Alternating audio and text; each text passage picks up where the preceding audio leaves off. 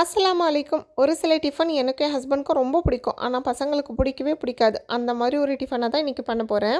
சம்பா கோதுமை உப்புமா சூப்பராக குக்கரில் பண்ணிடலாம். ஆயில் சேர்த்துக்கோங்க குக்கரில். அது கூடவே கடுகு உளுத்தம் பருப்பு சேர்த்துருக்கேன். கூடவே கடலைப்பருப்பு. கடலைப்பருப்பு கலர் கொஞ்சம் சேஞ்ச் ஆனதுக்கப்புறமா 2 பச்சை மிளகாய், கருவேப்பிலை, 2 வெங்காயம் கட் பண்ணி சேர்த்தாச்சு. இது கூடவே குட்டி குட்டியாக சாப் பண்ண இஞ்சி சேர்த்துக்கோங்க. தேவையான அளவு உப்பு சேர்த்துருக்கேன். இது கொஞ்சம் வதங்கினதுக்கப்புறமா நம்ம தண்ணி சேர்த்துக்கலாம். நான் 1 கிளாஸ் ஃபுல்லாக சம்பா கோதுமை எடுத்திருக்கேன். ஸோ 1 கிளாஸ்க்கு 2 1/2 கிளாஸ் தண்ணி அப்படின்னு சொல்லிட்டு சேர்த்துக்கலாம். உப்புமாக்கு கரெக்டாக இருக்கும். தண்ணி கொதிச்சதுக்கப்புறமா வாஷ் பண்ணி எடுத்து வச்சுருக்க சம்பா கோதுமையை சேர்த்துட்டு இந்த மாதிரி கொதி வரும்போது மூடி விசில் போட்டுடலாம். ஒரு 4 5 விசில் வந்ததுக்கப்புறமா ஆஃப் பண்ணி விட்டுருங்க.